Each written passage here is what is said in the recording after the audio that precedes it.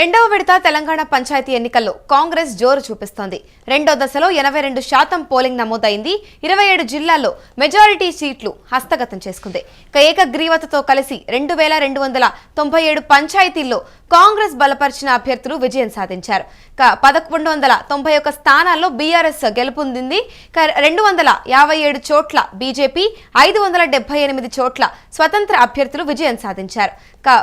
1000కి పైగా అయితే స్థానాల్లో బీఆర్ఎస్ బలపరిచిన అభ్యర్థులు రాష్ట్రంలోనే అత్యధిక మెజారిటీతో అభ్యర్థులు గెలుపొందారని చెప్పాలి. ఇటు ఆసిఫాబాద్, నిర్మల్ జిల్లాల్లోనే బీజేపీ ప్రభావం చాలా ఎక్కువగా చూపిస్తోంది. ఒక్క ఓటుతో రాంపూర్ సర్పంచ్ అయితే గెలిచారు. అత్యధికంగా యాదాద్రి జిల్లాలో 91.72% అయితే పోలింగ్ నమోదైంది. అత్యల్పంగా నిజామాబాద్ జిల్లాలో 76.71% నమోదైంది. కొన్ని చోట్ల చనిపోయిన అభ్యర్థులకు కూడా పట్టం కట్టారు ఓటర్లని క్లియర్ గా తెలుస్తోంది.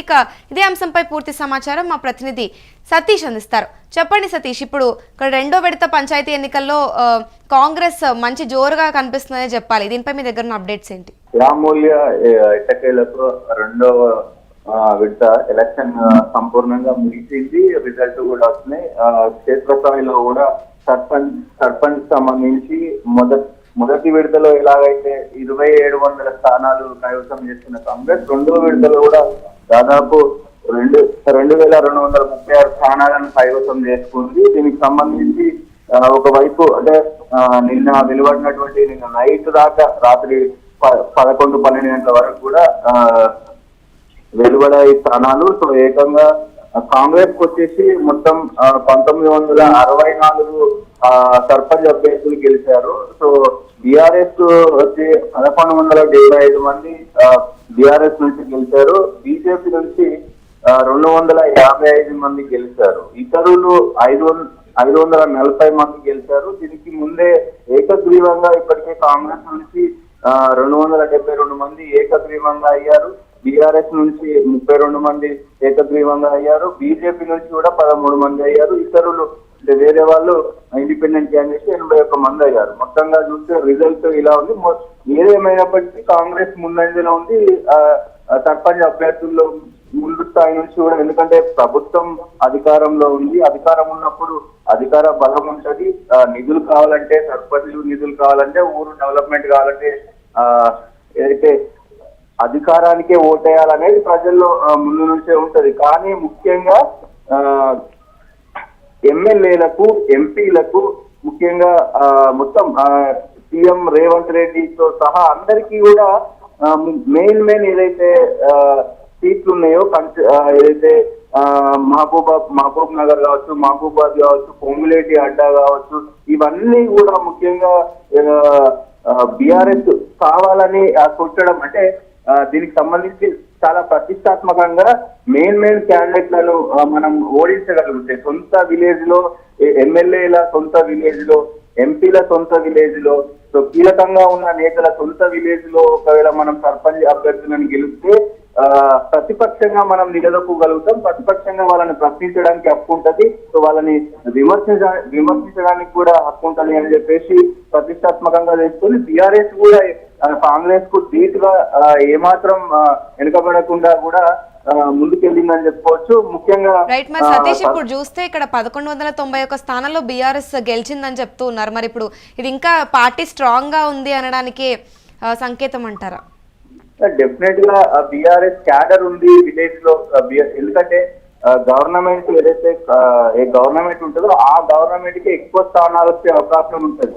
బేసిక్ గా ఇప్పుడు బీజేపీ స్టాండ్ చూసారు. బీజేపీ ఇతరుల కంటే కూడా తక్కువ స్థానాల్లో ఉంది. సో అలాంటి సిచ్యువేషన్ ఉంటుంది. బేసిక్ గా సర్పంచ్ ఎలక్షన్స్ లో అధికారం ఉన్న వాళ్ళకి ఓటేస్తే ఇప్పుడు గెలిచిన అభ్యర్థులు కూడా గతంలో ఇండిపెండెంట్ గా గెలిచిన, గతంలో బీఆర్ఎస్ లో గెలిచిన, లేదంటే కాంగ్రెస్ లో గెలిచిన, సో మళ్ళీ అధికారంలో ఏ పార్టీ ఉంటే ఆ పార్టీలోకి పోతారు. సో అందుకని ముఖ్యంగా అధికార పార్టీకే సర్పంచ్ కు సంబంధించిన క్యాండిడేట్స్ కు ఓటేస్తారు. కానీ ఇక్కడ బీఆర్ఎస్ 10 సంవత్సరాల పాలన కావచ్చు, వాళ్ళ క్యాడర్ కావచ్చు, వాళ్ళ కార్యకర్తలు కావచ్చు గట్టిగా కష్టపడుతా ఉన్నారు.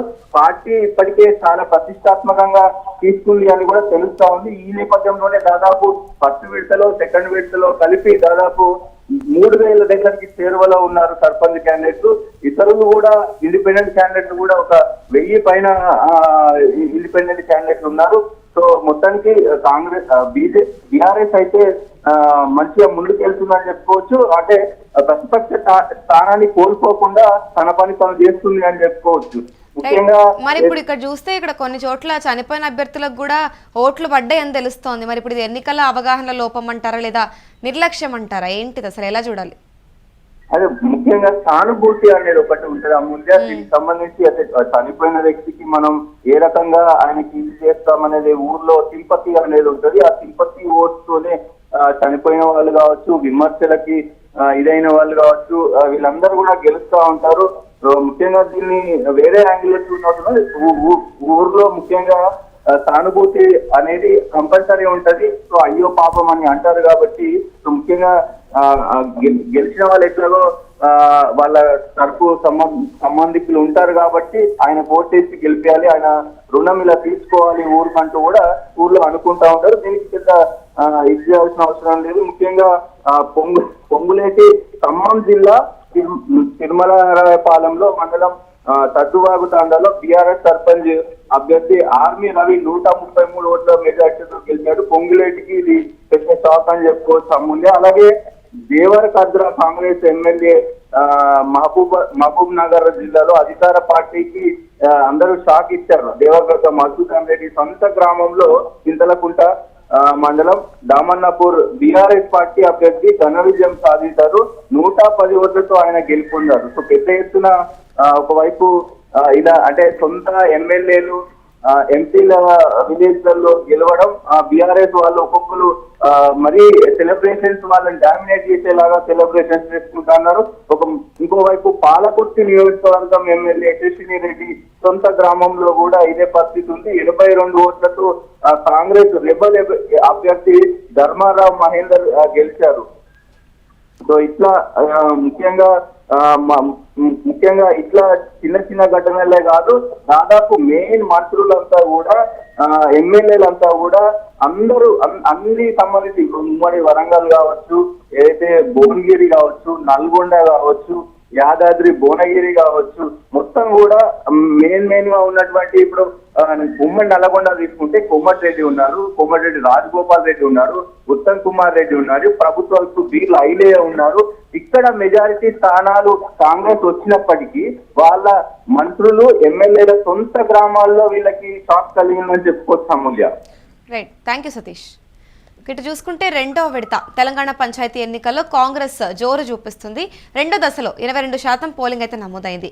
27 జిల్లాల్లో మెజారిటీ సీట్లు హస్తగతం చేసుకుంది. ఏకగ్రీవాలతో కలిసి 2297 పంచాయతీల్లో గాను కాంగ్రెస్ బలపరిచిన అభ్యర్థులు విజయం సాధించారు. ఇక్కడ 1191 స్థానాల్లో బీఆర్ఎస్ గెలుపు సాధించింది.